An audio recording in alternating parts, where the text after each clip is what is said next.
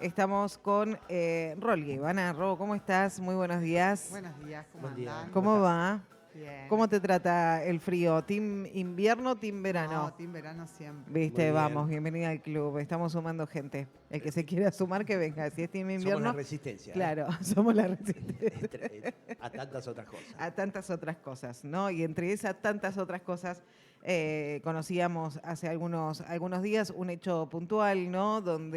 Que justamente se dio después de una entrevista en el que el biógrafo del presidente de la Nación, de Sí. Javier Milei, dio un discurso de odio me resulta chico Claro. hacia la comunidad LGTB+. Y bueno, conocimos el hecho de de la muerte de tres, ¿no? De Sí, tres chicas que fueron quemadas por un violento DM, Un odiador. un odiador, ¿sí? Y obviamente esto nos llama a reflexionar de mínima, ¿no?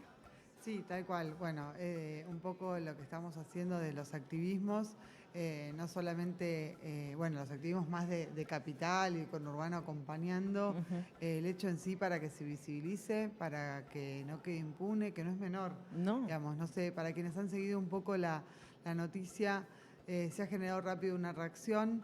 Desde un grupo que se llama Lesbianas Autoconvocades, digamos, la premura fue poder plantear que fue un crimen de odio en base al ejercicio de poder recuperar algunos elementos de qué había pasado. Y bueno, y ahí ya se llega como a la información de, bueno, el vecino agrediendo de forma sistemática a estas mujeres que eran compañeras de una pensión, obviamente en condiciones de mucho hacinamiento, una pensión que alberga a personas que están en una situación social muy compleja, de marginalidad. Eh, y bueno, y en ese contexto se recuperan estos elementos que dan cuenta de, bueno, cuál es el motor de la violencia hacia estas mujeres y bueno, tiene que ver justamente con su orientación sexual. Posiblemente puedan haber otros conflictos, pero lo que se recupera es eso. E incluso se decía que este hombre había tenido ya antecedentes de agresión hacia otro chico gay en la misma pensión. Bueno, nada, como en un punto es cuando decimos, porque ahora se instalan como varias consignas que apuntan justamente a cristalizar algunos sentimientos y reflexiones que se están teniendo a la par. Una es, bueno, no es libertad, es odio, pudiendo pensar y responsabilizar a las personas de sus actos y poder discutir con el concepto de libertad que hoy está siendo un poco el habilitador de muchísimos discursos Sí. de odio. Y después, por otro lado, se discute el lema del Estado es responsable, y ahí me parece que hay un llamado también de reflexión social sobre cuál es la incidencia y las implicancias de los crímenes de odio ejecutados tanto por el presidente como su entorno y el conjunto del equipo de gobierno nacional. Entonces, y eso por un lado. Y por otro lado, otra arista que se abre y que por lo menos a mí me resulta importante y necesaria es la reflexión social, ¿no? Eh, Así como en su momento hacíamos el ejercicio social de poder pensar y tratar de entender y comprender, más allá de lo que nos cueste, digamos, los femicidios, como expresión más extrema y violenta de una violencia que en realidad es estructural, lo que tiene otras bases, lo que se asienta en su momento decíamos los micromachismos, bueno, cómo en realidad esa violencia de género también bajo los mismos elementos de desigualdades, algunos que se agregan en realidad, pero bueno, bajo la misma estructura heterosis patriarcal, decimos nosotros, porque bueno, muchas veces hablamos del patriarcado, bueno, de las disidencias sexuales en realidad le agregamos un elemento que es poder pensar cómo la sociedad se configura heterosexual y en ese sentido todo lo que se corre de esa norma es sumamente sentenciado, ¿no? Entonces, bueno, esa sentencia a veces se expresa de forma más cruenta, pero a veces en realidad tiene todo un asentamiento en un montón de conductas que claramente le van dando legitimidad, ¿no? No es que una persona de un día de la noche a la mañana se despierta y de repente siente un conjunto de de sentimientos y razones para agredir a otra persona por su orientación sexual. Ahora, bueno, lo dejaste claro, ¿no? Con este nuevo gobierno parece no solo permitir, sino hasta a veces fomentar este tipo de odio. Y hay algún sector de la población que no sé si en este aspecto en particular, pero sí en otros que también el gobierno atropella algunas libertades, algunos derechos ya adquiridos, dice, bueno, lo votó el 56% de la población. ¿Será que queremos esto? ¿Cómo nos paramos ahí? ¿Hay un porcentaje mayoritario de la población, o al menos la mitad de la población tolera este tipo de cosas? ¿Cómo lo deberíamos ver? ¿Cuál es Eso es difícil de ver, supongo que, bueno, gracias a la sociología habrá estudios como que trabajan más sectorialmente, digamos, algunos puntos de adhesión al gobierno, y ahí diferenciarán.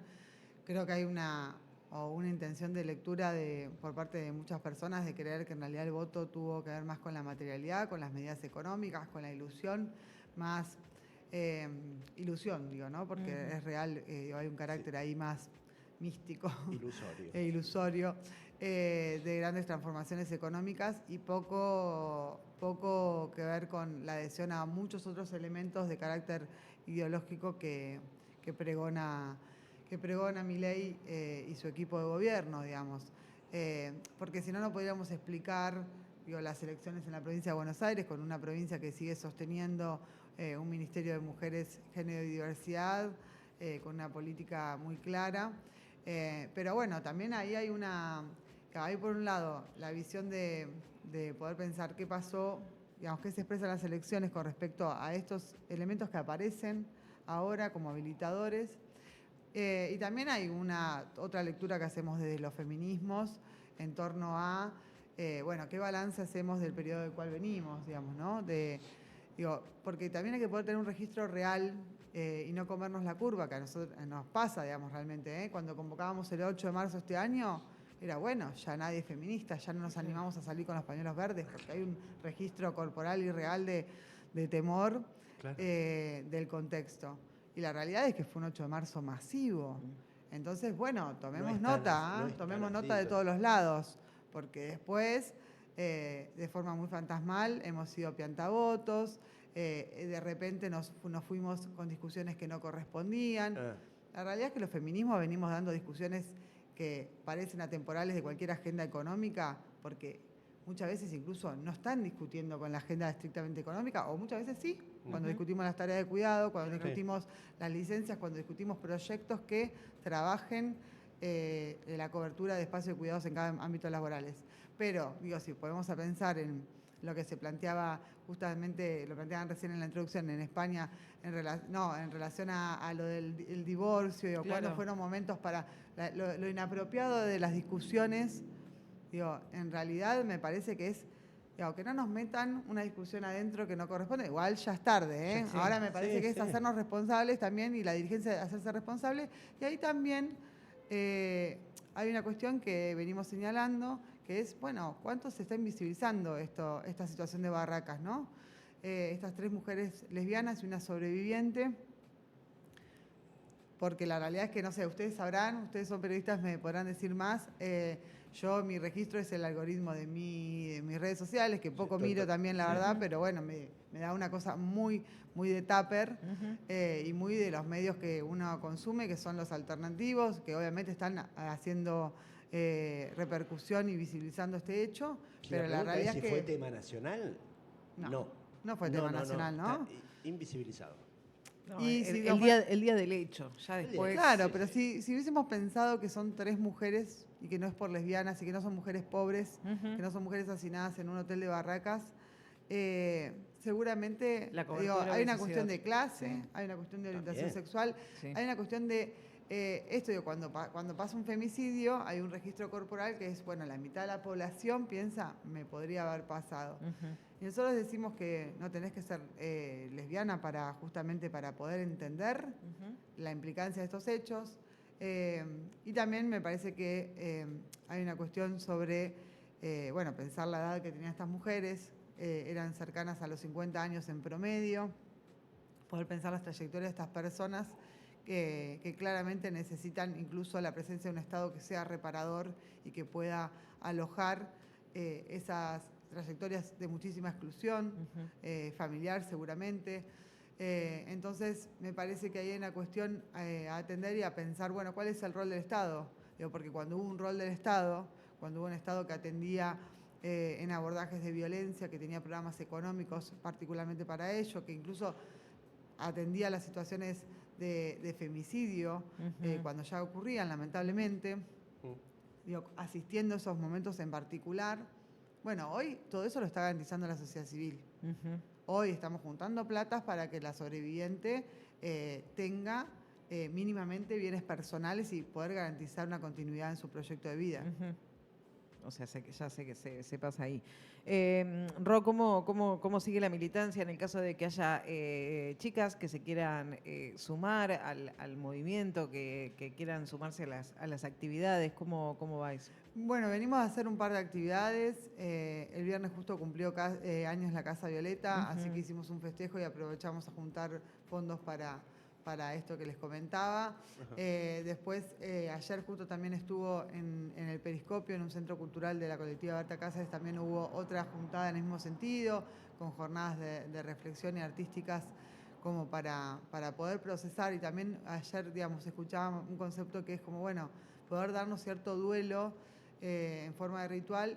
Digo también porque es real que cuando pasa un hecho de esta magnitud y cuando hay un registro muy personal de, bueno, me podría pasar, uno necesita procesar. En estos tiempos ¿no? que charlábamos tan acelerados, en donde toda noticia pasa. Entonces pasa.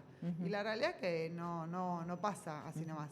No, a quienes se quieran sumar a participar, obviamente, un espacio que nos reúne a todas las personas de las distintas colectivas y espacios políticos y sociales es la Asamblea Transfeminista.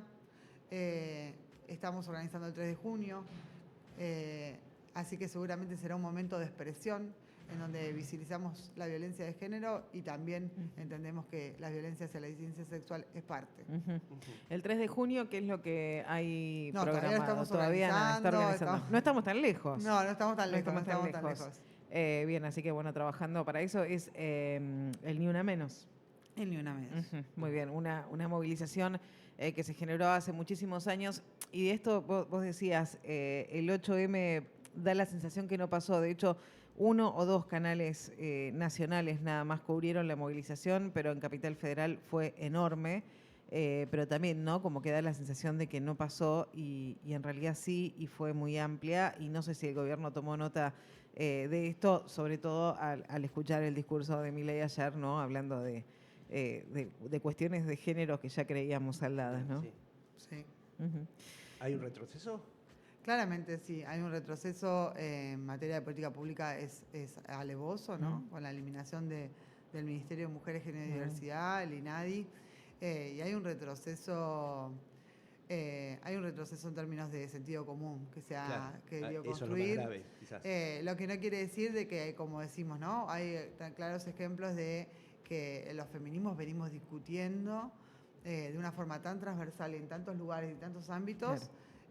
Y consolidando, ahí se trata también de producción científica, no es solamente debate y adhesión y un pañuelo, son muchas cosas que, digamos, que no es fácil de volver atrás, pero bueno, sí, socialmente hay un retroceso y hay que volver a salir a explicar cosas que creíamos que estaban explicadas y bueno, habrá que seguir explicándolas. Ro, muchísimas gracias. No, gracias a ustedes. Ro Liébana, aquí en Pasados de Rosca.